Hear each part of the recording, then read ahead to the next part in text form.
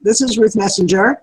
I'm the president and CEO of American Jewish World Service, the leading Jewish organization committed to enhancing human rights and ending poverty, targeted to the developing world and to marginalized people in the developing world.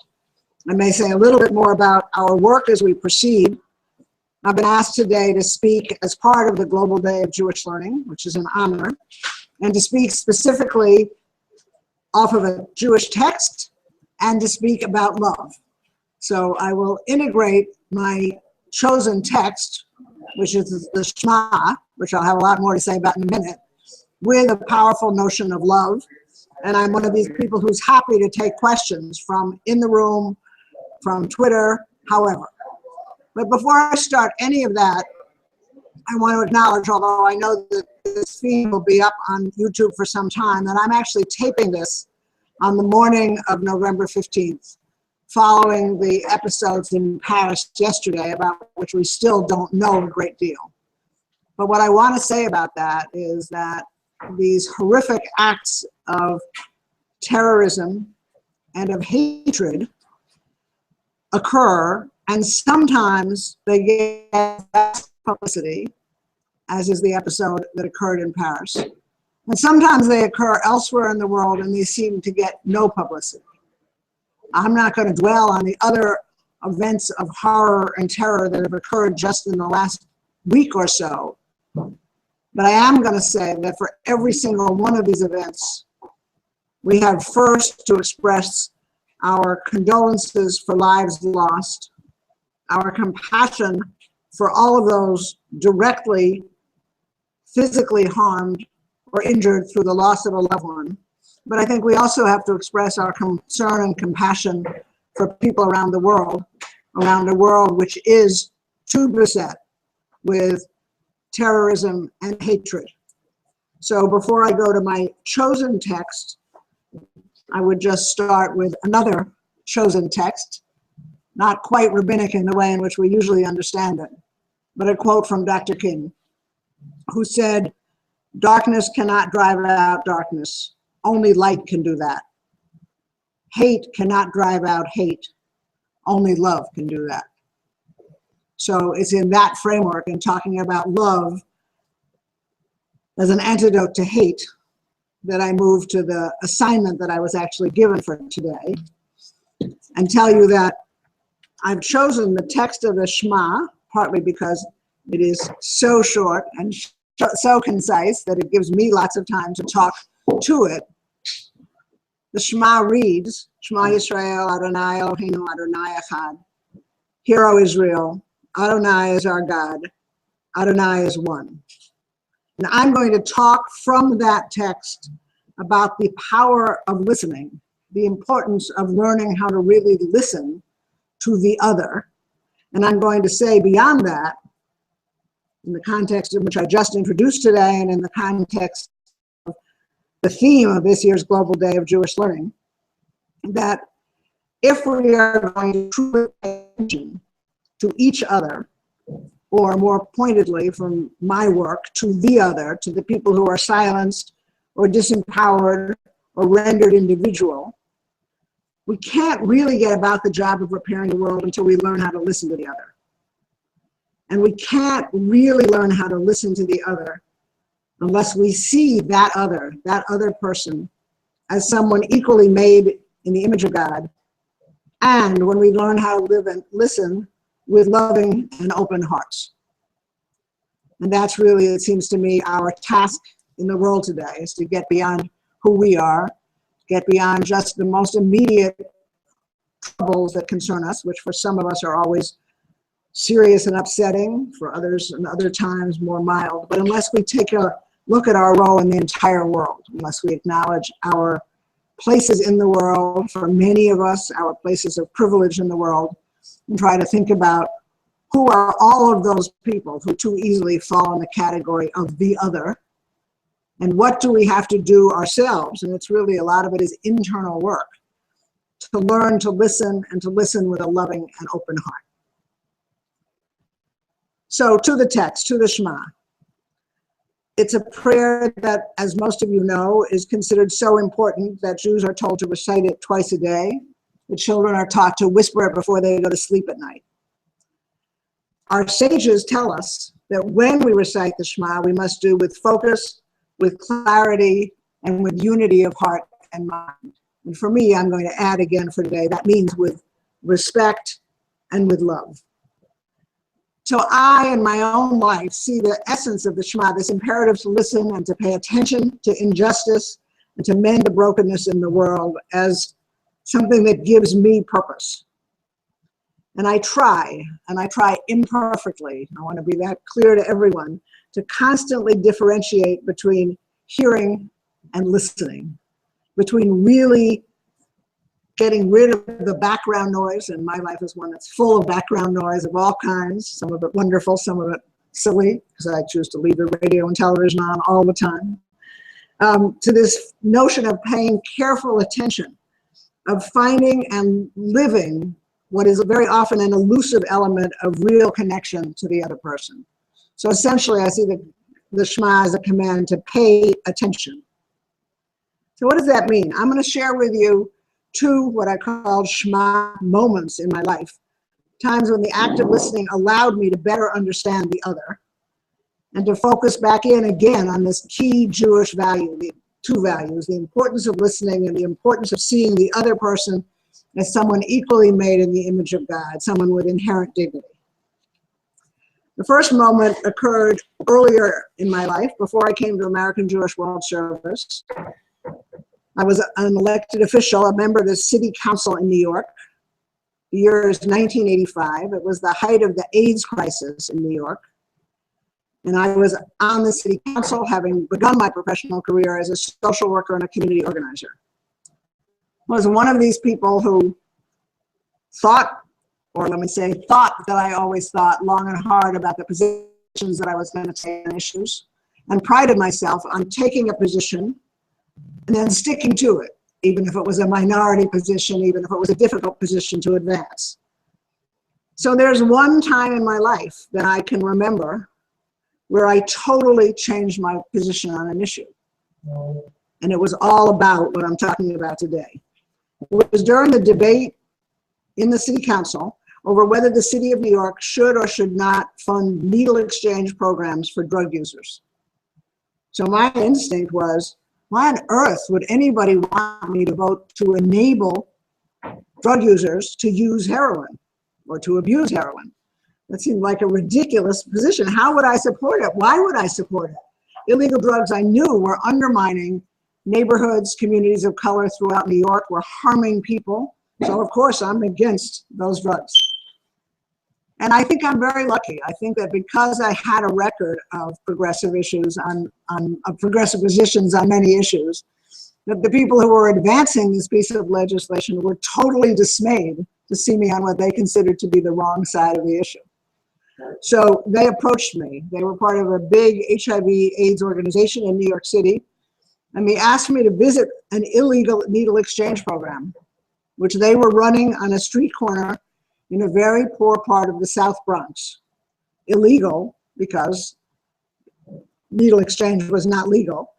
And because it was illegal, the needle exchange itself was held at midnight under the elevated tracks at 149th Street and 3rd Avenue, for those of you who know New York. And I met them, and I was taken to some secret location where they seemed to have an understanding with the police that they wouldn't be bothered. And very quickly, they put me in a folding chair about 15 feet from their table, sitting under the elevated tracks. But very quickly, people started to come up, and people would come to the table with a batch of used needles, hand them to the two men who were running the table, and get a pack of clean needles. And on this evening, each time someone came to exchange his or her needles, the organizer said, "That woman over there is on the city council. Could you go tell her why this is important to you?" So a strange circumstance, but one after the other, people came over to me, all ages, mostly but not exclusively Latino, and they would launch into a story, and the essence of each story was, I'm an addict. I'm trying to kick my addiction. I've not been successful, but I know what's happening now with dirty needles and with needle sharing. And I want to be absolutely certain that I don't infect any one of my friends or my love partner or any other drug user with this virus. Either some of them would say, I know I'm HIV positive. Some of them would say, I don't know. I'm afraid to get tested. But we're all looking to be sure that no one ever reuses a needle, because we understand that that's spreading a disease that is even worse than our heroin addictions. So the good news is that it didn't take very many of these people for me to really be able to say, to pull myself up short and say, okay, so I didn't get it. I have no idea. I have no idea what it's like to be addicted. I have no idea what it's like to feel quite as desperate as these people feel. And I am deeply moved by people who are in the throes of poverty, sometimes the onset of AIDS, the pain of being an addict, who are nevertheless thinking about that and trying to find a way to make sure that they are respecting the other people in their lives. So my perspective shifted 180 degrees. I understood why the programs were so important. I went into the city council and voted in favor of making needle exchange legal, which did happen in New York. And I can say in this instance that I know that doing that kind of listening and changing my position and making that decision was a good one, because the programs are working all over the world and are saving lives every day.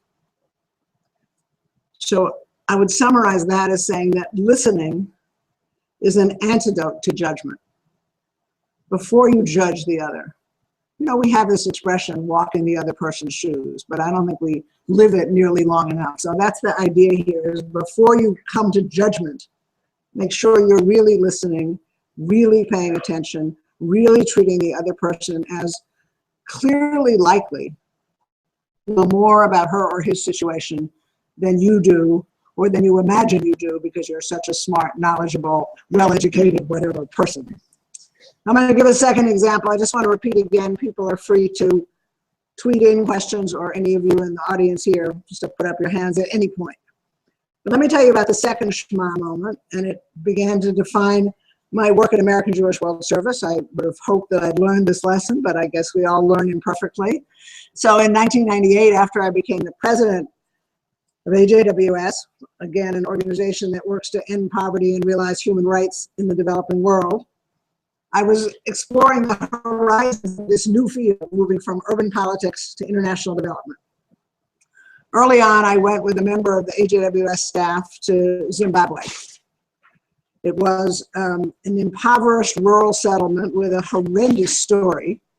Very briefly, the government of Zimbabwe, sadly, Robert Mugabe, who is still in power, had many years before that rounded up all of the homeless and poor people that he could see on the streets of Harare, rounded them up because Queen Elizabeth was coming for a visit, moved them outside of town to a settlement called a peri-urban rural settlement, something like that. And because it was not an official place, he made it clear that this was a new settlement that was entitled to no government services. So here are all the poor people who had been making their own way on the streets, moved to this settlement. And by the time I visited, it was 10 years later. So they had set up a village, a town, most of what they needed with the help of some outside not-for-profit, non-governmental organizations, but with no services from the Zimbabwean government. So I was walking through this village, and we were already working there. We, AJWS, were working there, and I was new. So I was trying to learn what we were doing and what else we might do. And the first scene that captured my attention was a man who was teaching under a very large tree. He had about 80 children. They were sitting there in rapt attention. He was running a school. I walked over to what was apparently his classroom, in quotes, which was a container port with doors and windows cut in it. I looked in, dirt floor, and virtually nothing, maybe about 4 books in the entire container port, maybe about 10 chairs for 80 children. So again, I responded the way, not surprisingly, I guess, the way an American woman seeing something like this for the first time would respond. I went back and watched him for a while. He dismissed the kids for recess. I went over and I introduced myself to him. And I said, so I've seen your classroom. So what is it? I'm from American Jewish World Service. We're working in this area. What is it you would most want? Would it be desks and chairs for the children? Would those fit? Would you want more books and pencils? Do you know what a whiteboard is? Could we get you something like that? And I want to say, God bless him, that he looked at me as if to say, if one more white woman asks me a question like this, I'm just going to scream. And he said, Madam, I don't need any of those things. I just need for these children to have breakfast. Which of course is totally logical. It's not like we don't know it. We run food programs for children in schools in poor neighborhoods in the US.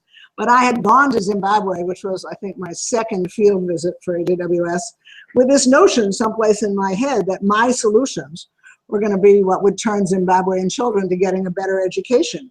I thought I had at least some of the answers. But it turns out that people who are much too easily perceived, even by me, as powerless are the ones who know best what they need. And for me, that really became, I want to be clear that that was already the philosophy of AJWS, but for it to be a working philosophy, I had to understand it.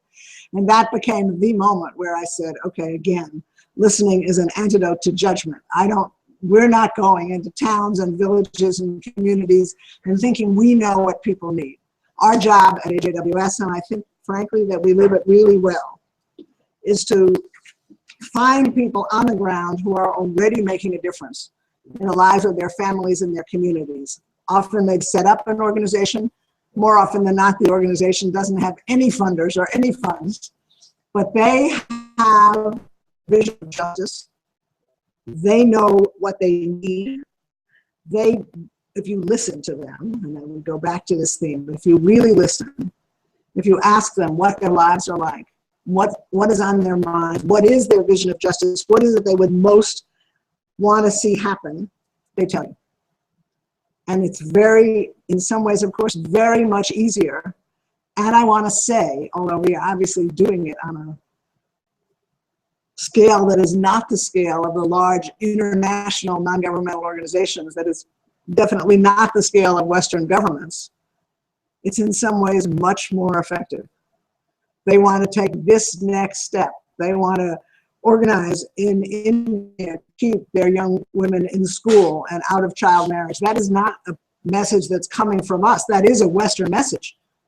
But again, if you find the right groups and the right people, there are communities that have said an end to this. We know young girls who've been married at 15, they've had their third baby before they're 21.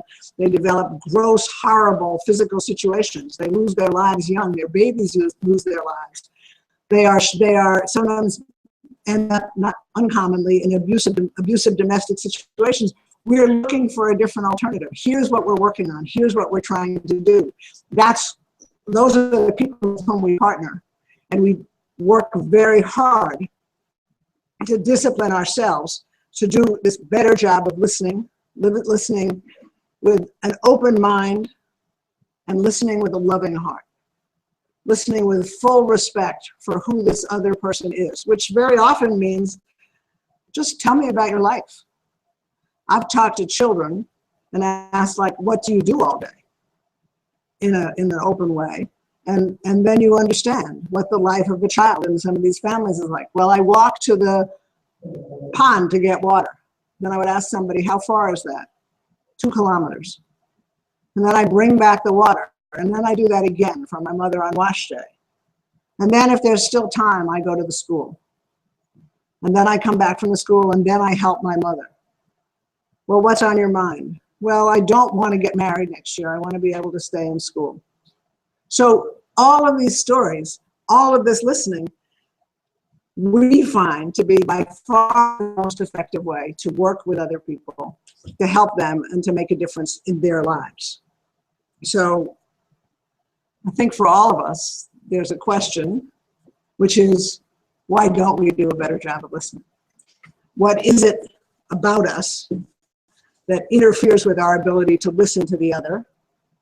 And then from my point of view particularly, since the work we do is a long way from Evanston, where I'm sitting now, a long way from New York, where our office is. Like, why is it always the case? And I'm not saying it shouldn't sometimes be the case, but I'm saying, why is it always the case that the things close to us seem of more importance than the things that are far away? That, again, to take off where I started about Paris, that the things that happen to people who really could have been us, or look like us, or are related to us, matter more to us than things that we actually know. I mean, I think that's the challenge of the 21st century. Even earlier in my life, you could be quite respectfully not knowing about parts of the world and about people around the world. Now, to be blunt, you can't not know, and sometimes that's overwhelming. That's on the one hand. And on the other hand, I'm going to make another point, which is too often our media, in its selectivity, leaves out parts of the world, leaves out people who are more different from their readers, on the assumption that we don't want to know. And so I think one of our challenges is, you know, when it says, obviously, quoting text, love your neighbor as yourself, who's our neighbor? Is it an issue of geography? Is our obligation, of course, to ourselves and our families and our immediate community, of course, to our world Jewish community. But what are those other circles of obligation? Where else should we be paying attention? And in many of those, isn't it much harder to know what life is like, to know what it means to be a Mexican farmer whose land was just stolen by the Mexican government after 5 generations? And what do you do? What does it mean to be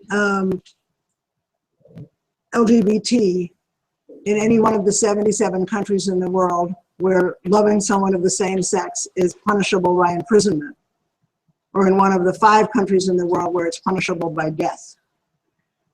And then for us, like, what does it mean to be brave enough to organize anyway, to advocate for change, to push against conventional norms or cultural norms or national law or dangerous oppressors?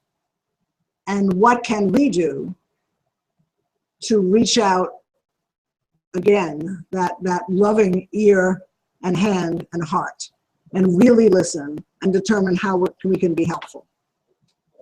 So I have lots more to say. I'm hoping some of you will start asking questions. I would want to quote Rabbi in Los Angeles, David Wolpe, who I'm happy to say has traveled with us. And actually it was fun to travel with David because he was quite direct about, basically, I didn't know this part of the world existed. I didn't know this is what it looked like. I'm trying myself to understand what it means like to be an organizer in Thailand, to be fighting for land rights in rural Thailand. It was very dramatic. But David has written the following: a moral life cannot only be lived with a focus on those next door. Someone starving across the world is as real as someone living beneath the bridge near our own homes. Bias toward the near, in people and in time, is important and helpful. Our family and our lives today are naturally our imminent priorities.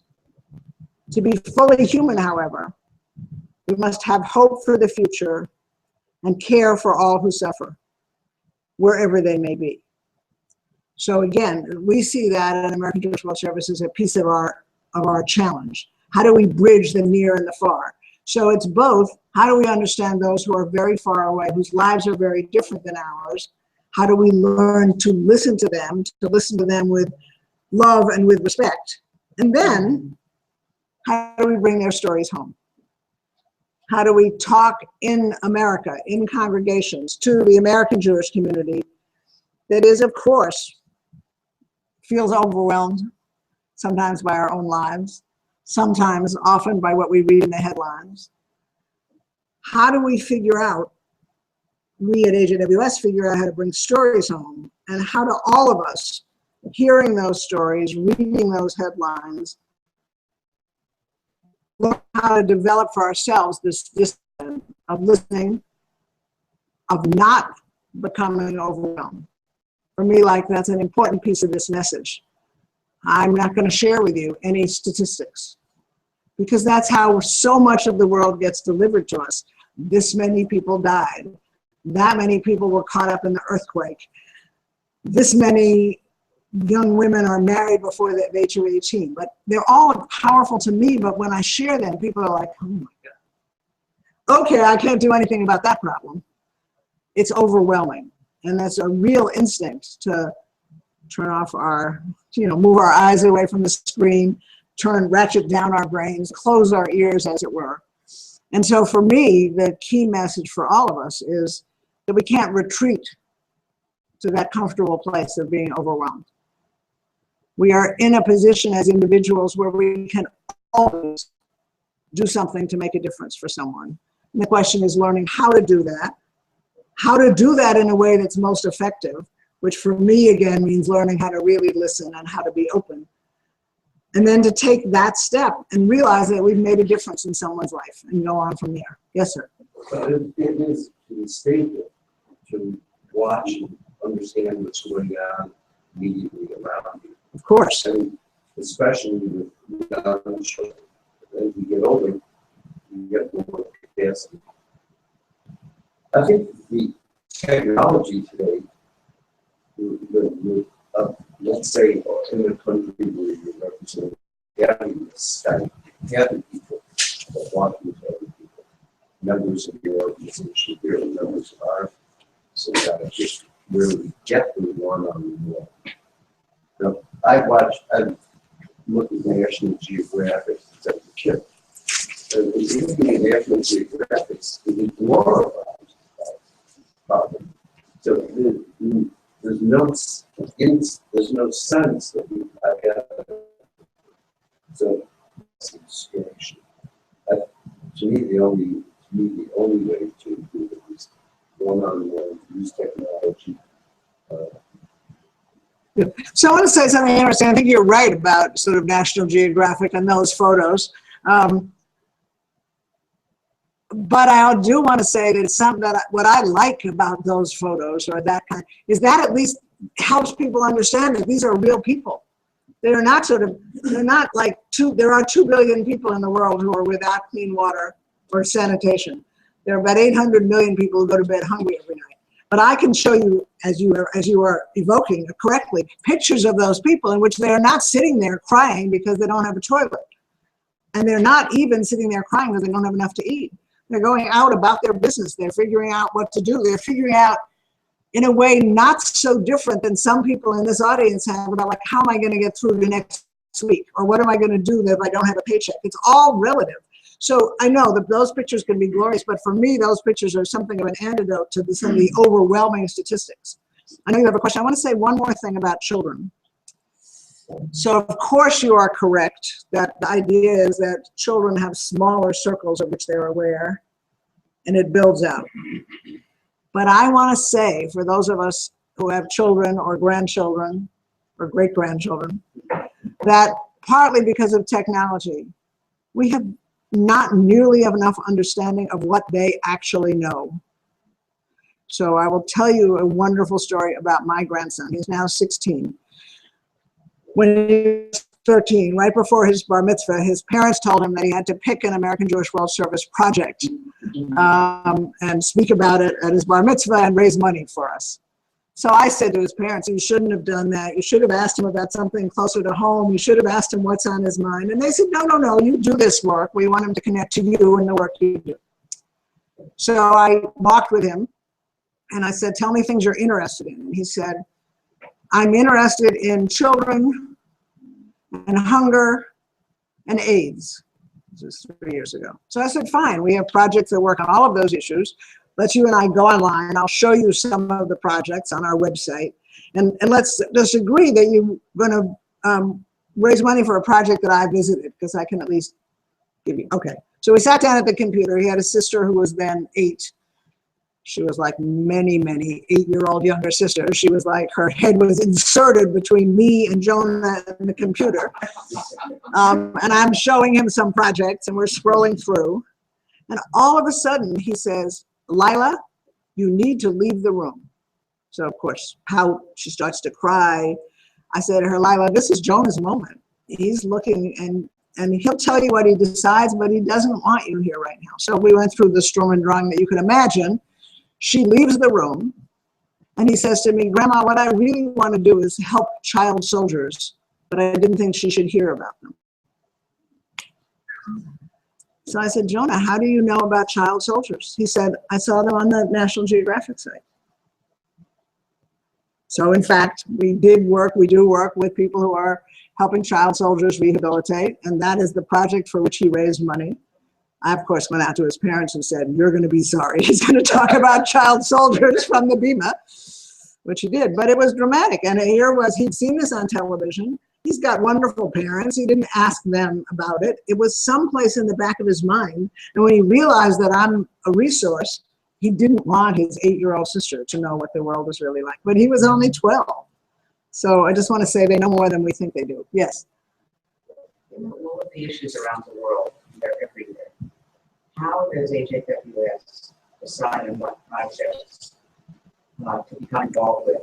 And what are the connections with other organizations and the kinds of projects? Okay, so the question, in case for those people who couldn't hear, the former question was about sort of how we widen our circles of obligation. But this question is, how does AJWS find the projects that we partner with? I want to just do a commercial for a minute. American Jewish World Service, our website is ajws.org. And actually on that website, if you click on where we work, you end up in every continent, in every key country. We work in 19 countries, and we have about 550 projects. So how do we pick them? So first of all, we, in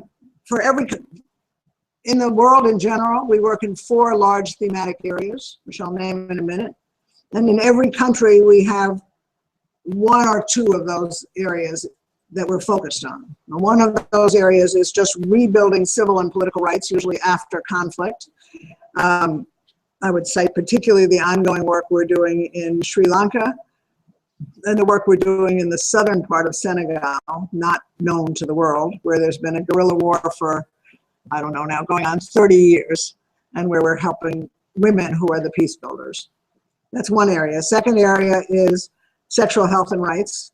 And that includes all of our work on women and girls empowerment, and it includes all of our LGBT rights work. And the third area is natural resource rights, so people's access to land, food, and water. And then the fourth area, which is the way in which some of you have connected to us, is we do work after disasters, human-made disasters and natural disasters, in any country where we have enough connections so that we know that we can be value added on the ground and help not only with immediate relief, but with construction and expanded development. Now, how do we find the particular projects within that? We have a program staff that's very skilled in doing this work that are based in New York, but they have an in-country consultant, at least one, in every country where we work. Those people are almost always local people, indigenous people. In a couple of countries, our in-country consultant is an American who's lived in the country for 20 or 30 years. And most of the indigenous people are people who've studied in the West at some point in their lives, because they need to understand who we are. They need to understand the framework with which we work. So those are people. They not only identify the projects, but they do all of the preliminary work. They're looking particularly, go back to something I said earlier, they're looking particularly for projects that are thinking about this issue of basic rights. You know, it's one thing to say, like, we would like some, which is not terrible, but to say, like, we would like some money because we would like to hire the teacher who was here for 3 months and have that person stay for 12 months.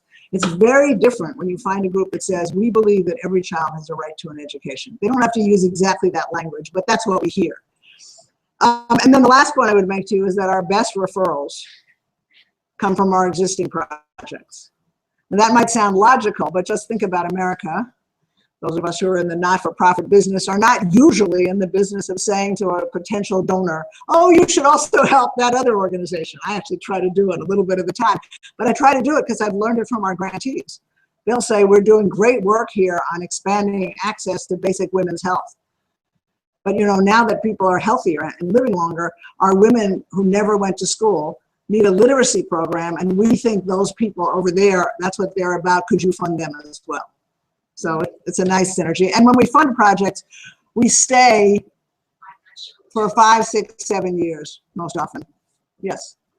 You spoke of the young lady who had 2 kilometers to walk to Midwater. I'm wondering, have you done any partnering with a group called World Bicycle who focuses a lot on this issue? We have. Let me go back, because someone asked this before. I think you might have asked this. We do a maximum number of partnerships with other organizations that are working. I want to say that this may sound a little strange, but the most effective partnerships are after disasters, because the work we do, because it's more about human rights, is not shared by a lot of very good organizations that do funding in the developing world. But after disaster, everyone from the smallest grassroots group trying to feed people up to our mega brothers and sisters, fill in the blank, Doctors Without Borders, Save the Children, whatever, everyone's there. And we know now, I'm going to sound a little immodest, that we really add to that mix, because we're the people in the disaster, post-disaster programs that are always saying to people, could we think about what's going to happen afterwards? Could we not provide so much food that we undermine local farmers, which is constant after disasters, just constant. If you want to get really upset for a minute, just stay for a minute upset. In the month after the earthquake in Haiti, the United States, our country, having a love-hate relationship of 200 years with the country of Haiti, but anyway, wanting to help, deliver 15,000 metric tons of rice to Haiti in the same month as the Haitian rice crop comes in. So no rice farmer in Haiti was able to sell his or her rice. The consequence for a farmer of not being able to sell your rice in a given year is that's it. There's no money with which to buy seeds, to buy fertilizer. So we've now, I'm happy to say, actually I haven't talked about this yet, and I'm getting a little away from your question, but I'll get back. We've now actually worked in Washington on that particular provision of U.S. aid successfully. We changed a year ago, we changed the provisions by which the United States gives international food aid so that the focus is not on U.S. farmers and U.S. ships, which is what it was. And the law now says that in any disaster, the United States can deliver 45% of its aid in any country by buying locally, which is what we want them to be able to do. Now, so yes, I know the Bicycle Relief Program. Actually, someone was an early member of the AJWS board before I came. I'm not certain it's that group. His name is David Broida. He lives in Philly, but he is affiliated with a long-time bicycle program. So the answer to you is yes, we occasionally make those connections. We don't. We are sort of adamant about, for us, about not being an organization that ships things. We don't take shoe collections. We don't take used bicycles. We don't take people's. We really want to keep understanding, goes really back to what I'm talking about, is what would this group do with some funding from us, or some access to technical assistance, or some collaboration. But I'm well aware of the groups that provide bicycles. I want to say, although I've never run into this with a bicycle, but I do want to say that this goes precisely to this issue of listening, is that sometimes what we, and I'm going to put this right on myself, as when visiting that school in Zimbabwe, sometimes what we think is a logical answer turns out not to be so logical. I remember working with some AJWS volunteers in El Salvador, and they were helping farmers. And they were like, okay, these people need a brother and a brother. I forget what it was, but I would call it all a tractor. I mean, it was like something, they're doing all this physical labor. They need some farm equipment. Can we buy them? And we talked to the people, and they were like, no, no, no, no, no. We understand that there's farm equipment out there, but this is sort of the way we hold our families together. This is how we divide up our community roles. So sometimes it's like, sometimes you might have to challenge it. It's not what we think. Bicycles to go get water. A donkey makes a huge difference. I have been in villages where they got a donkey that they shared, and the kids from 7 different families would get on the donkey cart and take the donkey cart the 2K and then load up water for everybody, and it makes a huge difference. So always looking for those opportunities is important. Yes, sir. Reflect on what makes this American Jewish. What's Jewish about what you do? Everything. And what is that B for the organization? Okay. I'm going to try to take this in pieces.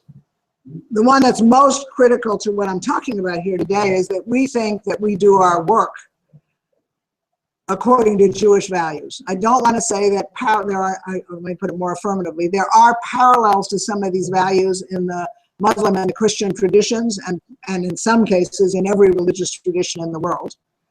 But we are focused on this, reminding ourselves all the time of this listening, the text I'm speaking to today, of this notion, B'Tselem Elohim, which is the one I find most important. Just try to remind myself all the time, somebody who knows her circumstance or his situation better than I do. This is somebody equally made in the image of God.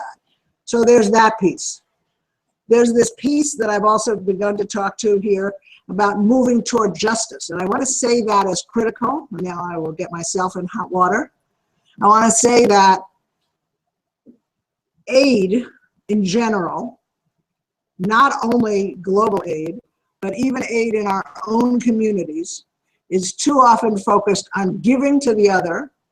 Sometimes it's giving what I think you need. Sometimes it's actually giving what you say you need, but it's the giving instead of the change in circumstance. You know, Dr. King said a society in which people are flinging coins at beggars doesn't need more people to fling coins at beggars. It's a society that needs restructuring.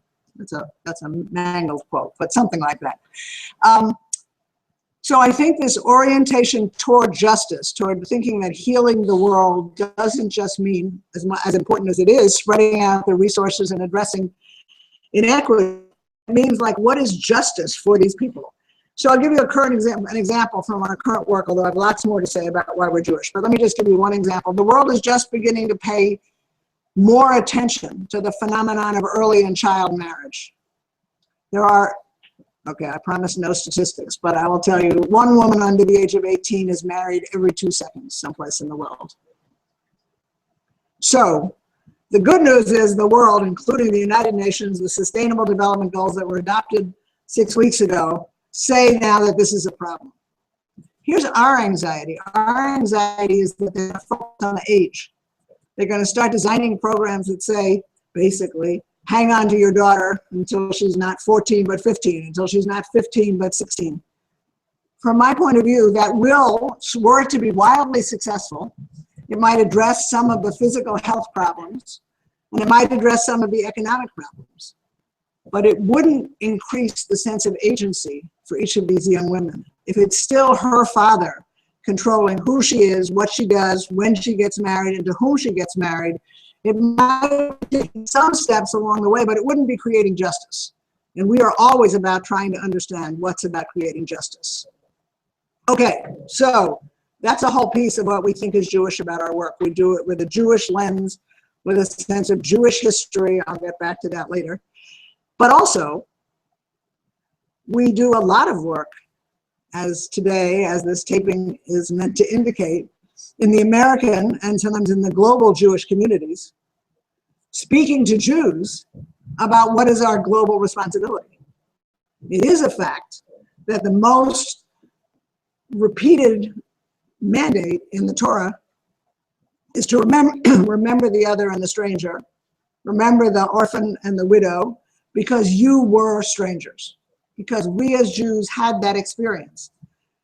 And that doesn't always resonate immediately with every congregation in North America, but that's our job, is to sort of say to Jews, and that's something that's very Jewish about our work, to say to Jews, we have individuals who fund us who aren't Jewish. We have foundations that fund us that aren't Jewish because they like our work. But we're interested in mobilizing the American Jewish community to think about the issue of, dirty word these days, obligation and responsibility. And so that's something that's Jewish. And then the third piece of what makes our work Jewish, which was in the vision of our founders, to whom I give huge credit, we're about to celebrate this week our 30th anniversary, is that they thought that since there were already a very large number of Christian faith-based organizations present in the developing world, there ought to be a Jewish organization doing that work. And we find, wherever we work, that we're working with people Some of them have never met a Jew. Some of them have never heard about Judaism. Their most common misconception, and no, it's not what you think, is that we are called American Jewish World Service, because if they know about Jews, they think all Jews live in Israel. So we have to sort of, as I said the other night at Brandeis, we have occasional arguments about whether we're a nation or religion or a culture or a people. The rest of the world is equally confused. They're not quite sure who we are. Where we work, people see Jews as a people committed to social justice. To go back to the theme of this talk, they see the Jewish community through the work of AJWS as a people who do listen, who show humility and respect, who are open. And let me tell you, in this world, in 2015, in the 21st century, with what's going on, with the degree of intolerance and religious and national division, that's very much the way we ought to want to be seen. So, tell you two stories. We had a woman, and we're not working with her anymore, but we had a woman that we were working with, was organizing women farmers in Pakistan. We worked with her for a very long time. But I think of her because she spoke to our board about 4 years ago about how much she appreciated our work. And she said, you know, Pakistan is a dangerous country for these religious divisions. And that's why I've asked you not to publicize the work you do with us on your website. And I feel badly about that. She said, I wake up every morning and wonder, when will things change enough in my country so that I can tell everybody that the people who help the farmers are Jews? The other one, which is a little more immediate and dramatic, was a college student who was working with us in Ghana, had been in a program and had been there for several weeks. And just on his last day there, a neighborhood farmer called him over and said, I don't think I've met you this summer. My name is Manuel, but aren't you one of those young men from that Jewish group? And so Joshua said, my name is Joshua. I'm happy to meet you. I am from a Jewish group, but I wonder, why did you ask that question? And the farmer said, because before you leave, I want someone in your group to know that I realized this summer that I'm also Jewish. And God bless Joshua. He said, could you tell me what you mean by that? And the farmer said, yes, I'm also someone who wants to leave the world better than I found it. So that's not a bad way to impress even a small number of people in Ghana. I think that's the essence of our work. And I'm going to say something that you probably, or you might not immediately take at face value, but one of the other places where the fact that we are a Jewish organization committed to social justice and social change that works with non-Jews around the world comes as a surprise to smart, knowledgeable, dedicated people in Washington, D.C. It comes as a surprise to the head of some of these other faith-based organizations. It comes as a surprise to non-Jewish members of Congress. So we have, even in our own country, where we have a very good reputation on many counts, and where we are seen, I'm not sure this is true, but I know that we are seen as being particularly well organized and particularly philanthropic. We are also seen as raising and spending all our money on Jews, which is not true. It's not true for AJWS, it's not true for the Chicago Federation. The Jewish Family Service, the Jewish whatever, all of our programs, for which we should be insanely proud, are programs that attract people of all kinds of different backgrounds because we give really good services, but we're not known that way. And so, you know, one of our great relationships in Washington is with an organization called Bread for the World, which is a Christian organization with an evangelical bent, whatever. But they are so excited to have American Jewish World Service as part of their coalition, working to change the international food aid provisions. And by the way, we couldn't have do any of the work we do in Washington without forming coalitions. And so in every one of those coalitions, it turns out, or at least in some of them, we're opening up some people's minds to who it is that Jews are. So it's a very long answer. I won't take that long with any other question. I'm trying not to anyway. Yeah, in the back, please. I'm curious about your perspective on the role of men in the countries in the world. A lot of attention goes to women and children, often the peacekeepers, but I'm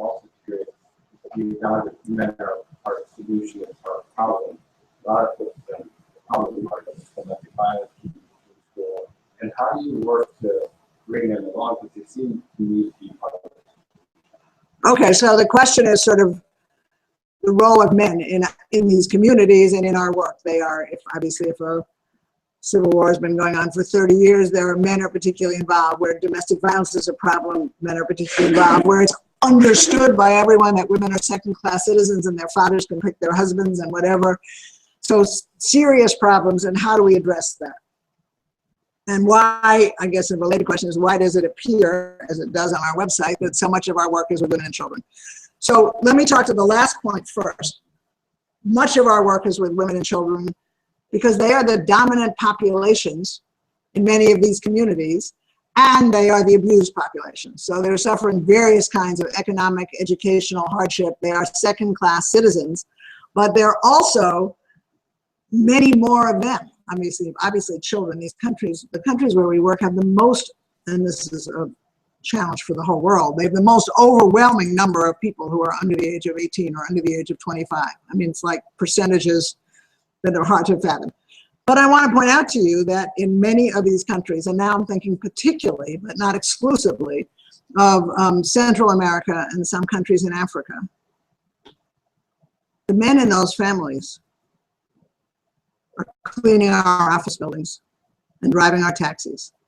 They're here legally or without documentation, but they've left their families in order to make money. And so when we go to work in these communities, we see overwhelming percentages of women and children because men who care about their families and have no other way to make money make their way to America.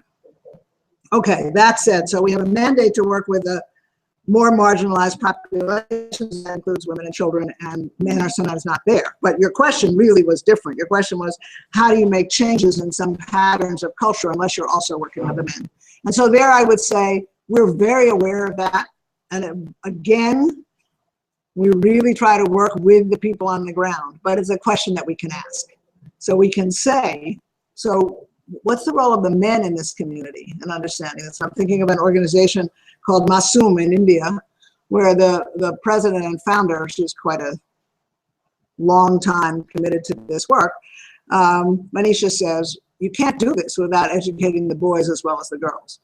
So all of our human rights education is boys and girls, both, sometimes together, but sometimes separately, sometimes saying to the boys, like, tell us what you imagine, what is, and then they will say some terrifying things. Well, when we get married, we can have 3 wives and we can treat them however we want.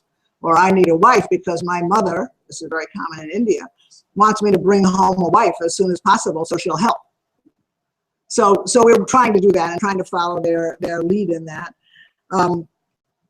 I'll tell you something, one other interesting fact, and that is we are doing a lot of this work on child marriage. And there's an amazing photographer who photographs all the issues of child marriage around the world. The website is Too Young to Be Wed. It's twos, too young to be wed, or too young to wed, one of those. But anyway, she told me, I've seen her photo show. It's amazing. It's about 8 different countries, so it's not only where we work. But I was talking to her about just this issue, and she said, look, let's be clear. I go to these countries to photograph weddings, to dramatize the problems. She said, I wouldn't be able to photograph most of these weddings if the men didn't give permission. She said, so by the time I've been in a village for a couple of weeks, everyone knows who I am and why I'm taking the pictures, and that this is going to be shown around the world, and it may look like a beautiful wedding, but the issue is this girl is 12 and her husband is 40. She said, I couldn't get into those ceremonies unless the men gave permission, so they know. And I find that really powerful, because that's the kind of change I don't see. It's not quite so visible, but I take her word for it that it's the men have to decide this is something to expose and change. But it's slow. And by the way, just again, because I like to draw parallels, this is an issue for sure that I know from my background as a social worker that we haven't finished solving here. We have infinite numbers of shelters for victims of violence. We have infinite numbers of great programs in most different communities to help women who have been victims of abuse separate from their husbands, learn the dangers and when they're most likely, unfortunately, to be murdered and how to avoid that and to make their own way in the world. We have infinitely fewer programs that help men think about their role in the culture, that help men think about the attraction, I guess I want to say, of violence. And I don't think we have nearly enough good programs doing that right here. Which is a question: how do you allocate resources from programs in which you change or modify culture, and then the ones for actual direct service? Okay, so the question is how we allocate resources. We are oriented toward supporting, so it's a mixture of your two questions. We are oriented towards supporting people who are working for social change. So it's not like we never give resources. Of course we do. Sometimes we don't give the things, we give the money to buy the things. But we're looking for groups where they're saying, we want to organize a broader effort to organize around this issue, to make that broader change. We really don't tell them what to do. I'll give you an example of where we've told people, okay? We've worked in India for a long time. Among the things we've done in India is support the women's movement in India, fighting for the rights of women, and actually support the labor movement in India, which is quite strong, fighting for some rights of workers at the lower levels. When we got a grant, which is what we got from a private foundation, to do expansive work on early and child marriage, I said we started finding groups that were committed to teaching girls about their human rights, groups that were committed to fighting this. But then we said to them, you know, the women's movement and the labor movement are big social movements in this country. And neither one of them has putting an end to child marriage in its platform. We would like to bring you together with them. It's not even a stretch. They should logically be adding this to their list of concerns, and that will give you a much more visible on the national scene. So we're in the process of doing that. So sometimes we make that change. But again, by and large, we're helping people with what they want and need. But we are, I love your question, because we are actually selective. Obviously, we're the funders. So if a program is just about short-term resources, we're less likely to fund it. After a disaster, yeah, we'll come in with what they need. But even after a disaster, so I'll tell you a great story. Obviously, I tell a lot of stories. Many years ago, a decade or so ago, a huge earthquake in El Salvador. And we were funding with some immediate resources, the groups that we'd worked with for a long time, so we knew their reliability. And we were lucky, and we were able to bring a couple of women from an organization that had dealt with the earthquake in Turkey, who were on some kind of international trip. We brought them to El Salvador, and they told the women, what you need is a yardstick. You can make one. It's like, what? And they said, here's what we found. The money comes in, like from the West. People are going to rebuild their homes. They're told, and the construction companies are told, these buildings, these are little homes, you know, must have a foundation of at least a yard down into the ground, quick, but the construction companies are all cheating. So we love that kind of match. We gave these women a yardstick, and they cut it, and they would walk around to the little mini construction sites where people from the West, usually, sometimes the Salvadorian government, were paying construction companies to rebuild homes, and they would put the yardstick in the foundation. They would say, not deep enough yet. So it's that kind of turning it from just immediate services to something that's going to last, in that case, physically likely to last longer. Do you have any questions online? Not a question online. Okay. What time are we? Huh? Good tweets. Good tweets. Well, that's good. Yes. Do you take volunteers to go on projects if they have particular training related to the project? So the answer is not any longer. So we did do that. We did take, I'm going to talk about this for a minute. We did take two kinds of volunteers. We took young people who were full of energy and enthusiasm and huge capacity to pick up shovels. And we wanted, and we still want, to reach those young people in the American Jewish community and get them to think, keep thinking globally. That program, to be blunt, just never paid for itself. What families were willing to put up was less than what it cost to do it really well. And so we couldn't find a way out of that trap. And we found that it was distracting us from our core mission. The other program we feel more conflicted about, we had a relatively small program that took Americans with professional skills, matched them up with communities, let them go for 3 to 6 months to share their skills, sometimes even longer. That was a good program. It was never a program that was going to go to scale.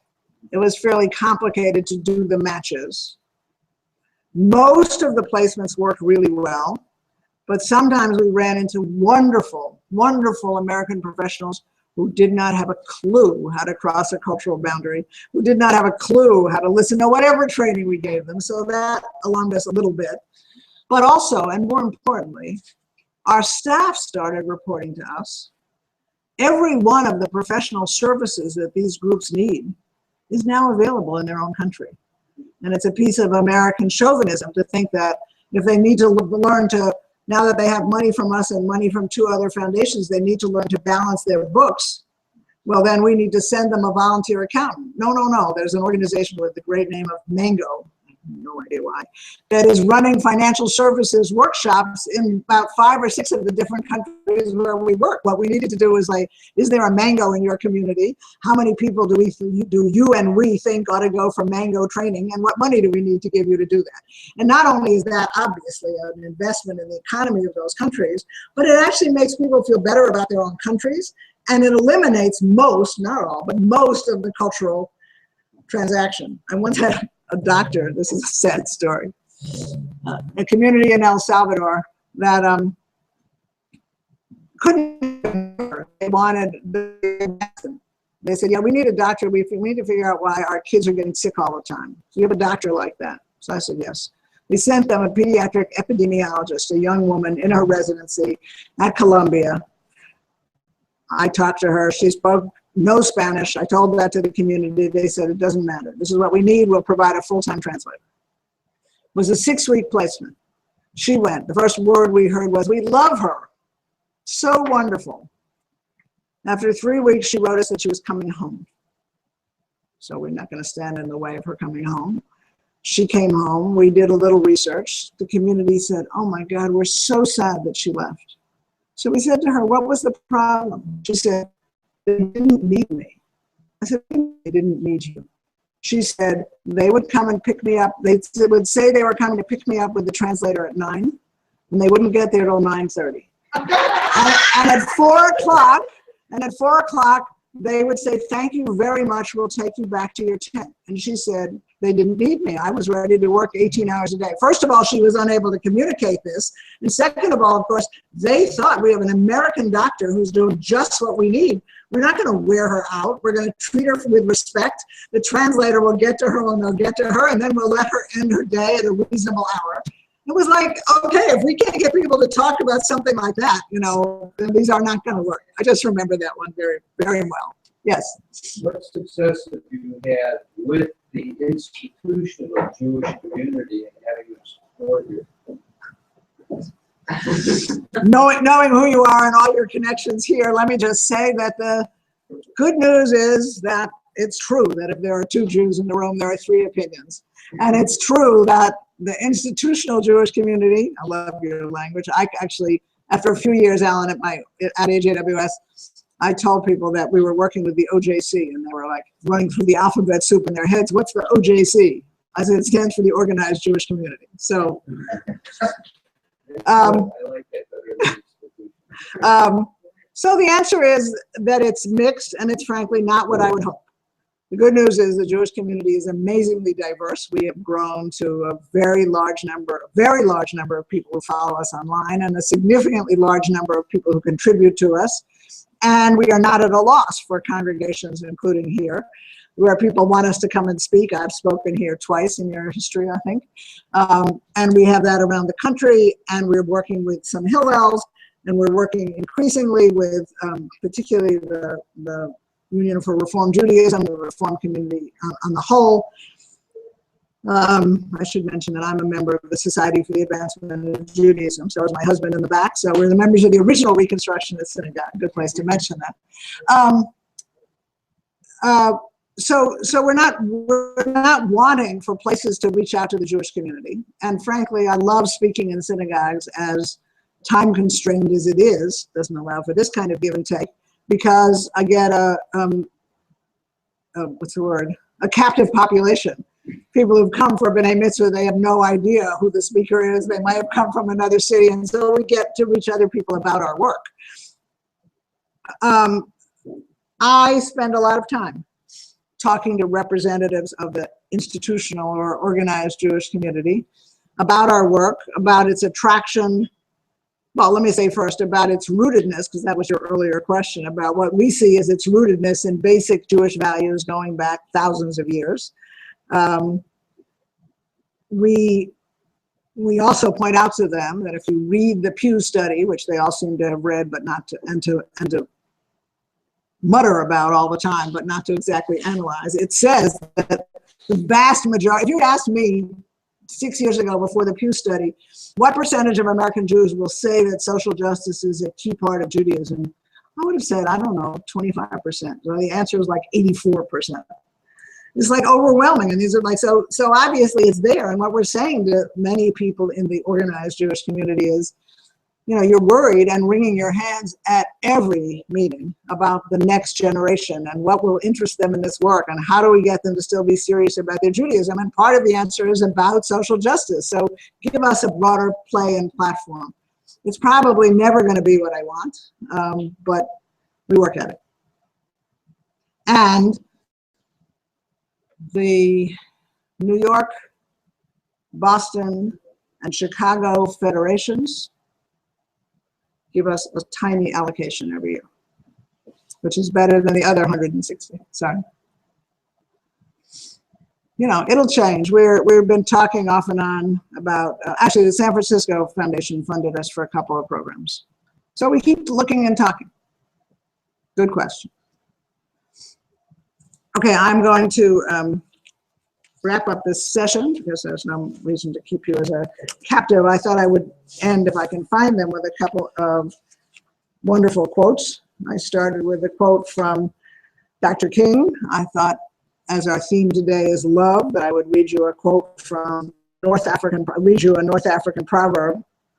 A small piece of bread given with love is enough to feed hundreds. And from that great Rabbi Maya Angelou, love recognizes no barriers. It jumps hurdles, leaps fences, penetrates walls to arrive at its destination full of hope.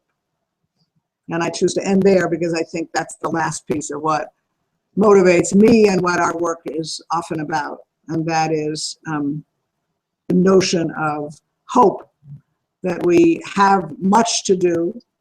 We can't refrain from participating, but we have to have vision and hope that the world can get better. And in order to make that happen, we each have to be active in that effort. Thank you.